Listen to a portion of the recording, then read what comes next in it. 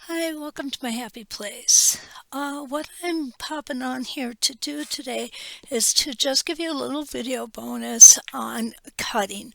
I know we talked about it during our introductory lesson, but I just thought it might be a good idea to give you a little extra here. So what I've got here is I have a half yard piece of fabric and I have starched it. I actually, when I use regular starch, and I do use regular starch, I starch it on the back side. Then just flip it over and smooth it out.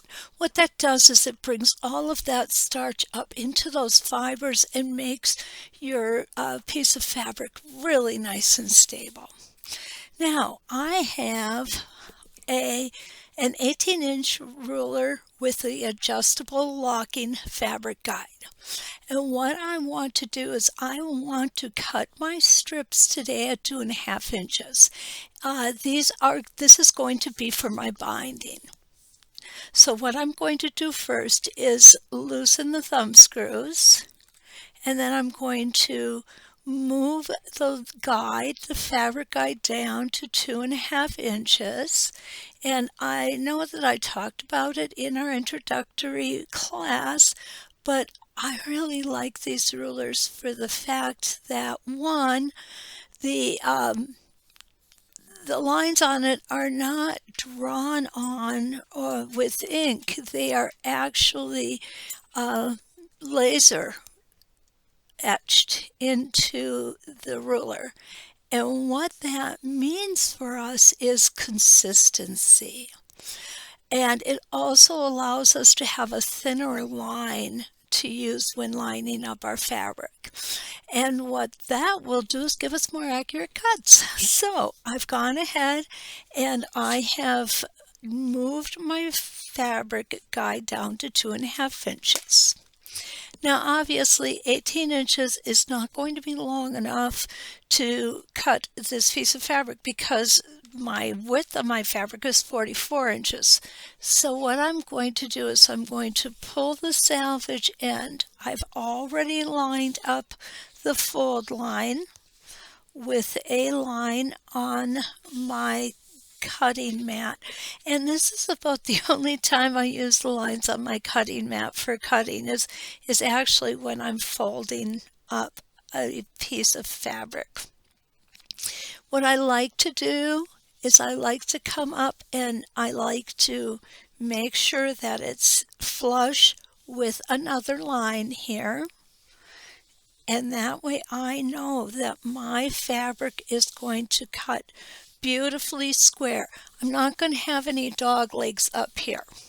And this is the area that I'm talking about. I'm going to move this to make it easier for you to see. But if we get this fabric not lined up square on both folds, we will end up with a little dog leg in there, which we don't want because that can pull fabric while we're working on our piece.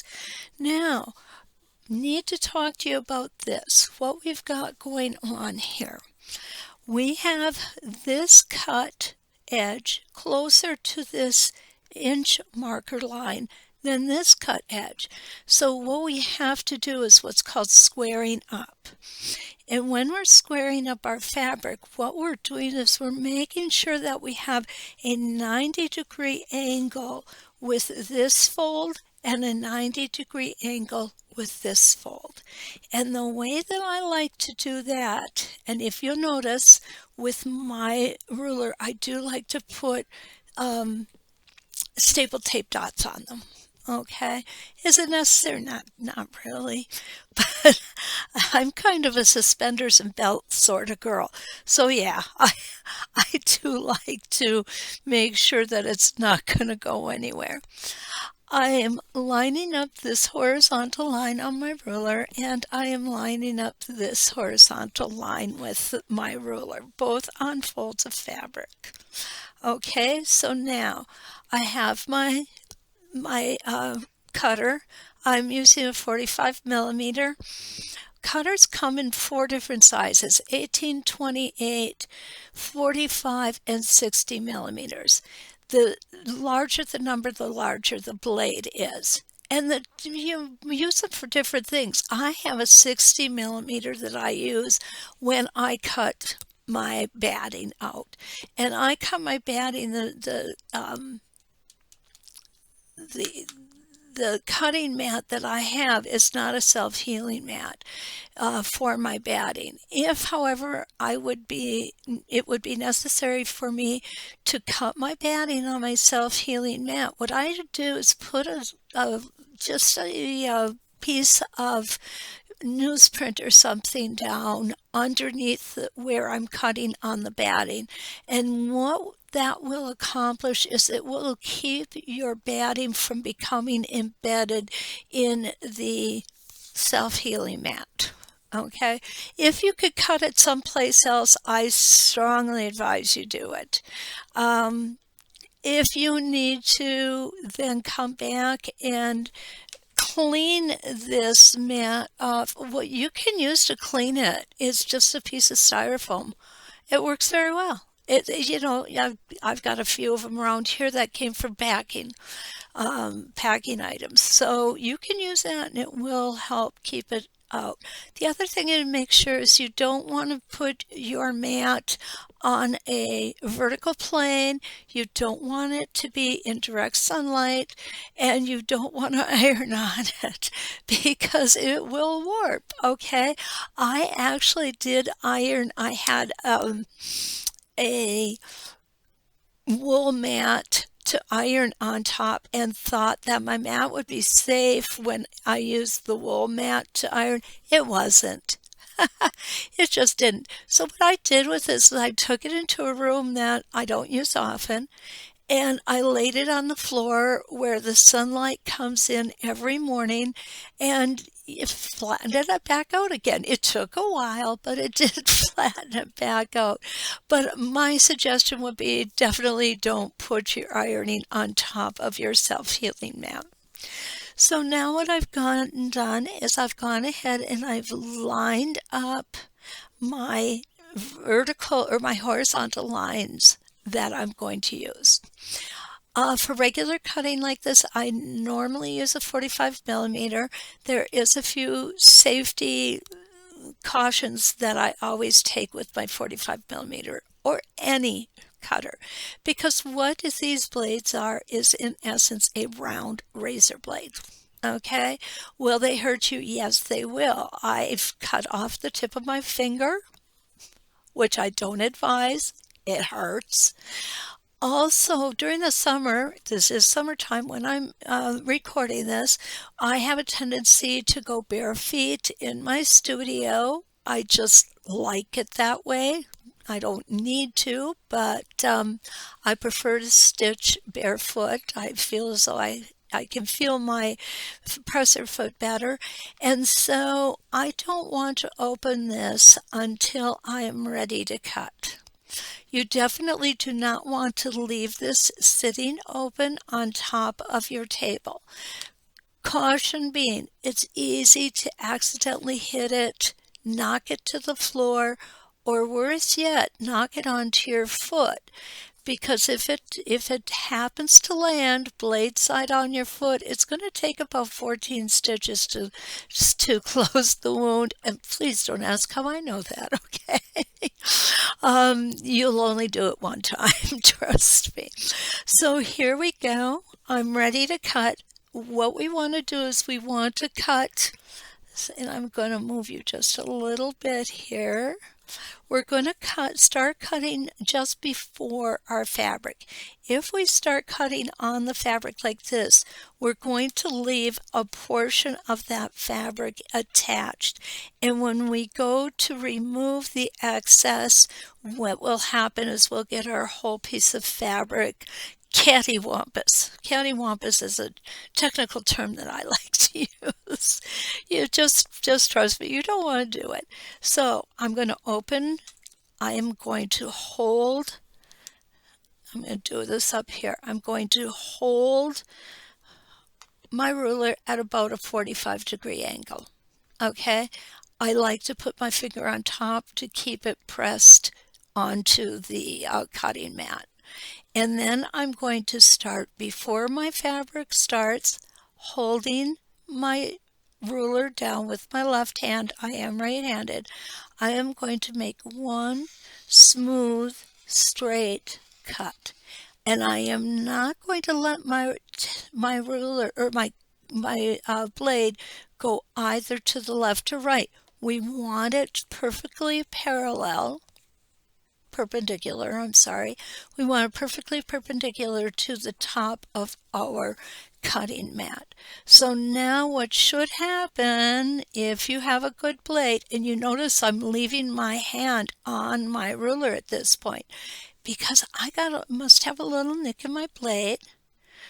So I have two areas here that I need to cut, and maybe I just didn't press firmly, but now I can go in and recut those areas without fear that it's going to be out of alignment. Okay, I have got a perfect 90-degree angle up here and a perfect 90-degree angle down there. So now what I want to do is I want to turn this fabric around. And we can do that without interfering with these angles. Okay, so now I'm going to start cutting my 2.5-inch strips. I'm going to line my ruler up so that my fabric is laying right next to the fabric guide. I'm going to hold my ruler in place. Again, I'm going to start from before I get to my fabric and end right afterwards. I'm going to then close this blade. And I'm going to just give a little tug, and you'll see how everything came off perfectly. Let me show you that one more time. Okay. I like to line up a horizontal and vertical line when I'm cutting fabric. Again, starting before my fabric, pushing down firmly and ending after my fabric. And then I like to just take this away knowing that I don't need to go in and do another piece. So what we have is we're going to end up with a 42.5 by 42.5 inch square. What we will need for binding is going to be 5 strips at 2.5 inches. And why 5 strips when our fabric's 44 inches wide? Well, part of it is because we're going to be mitering them together and we're going to lose a few inches on every piece.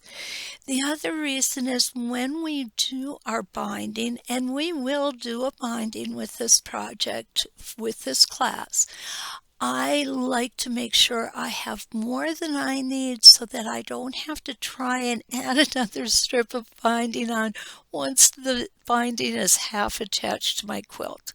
Have I done that in the past? Absolutely, I have done that in the past. Have I learned my lesson from that? Yes, absolutely, I have learned my lesson from that. And I like to impart my hard-earned lessons on you so you don't have to.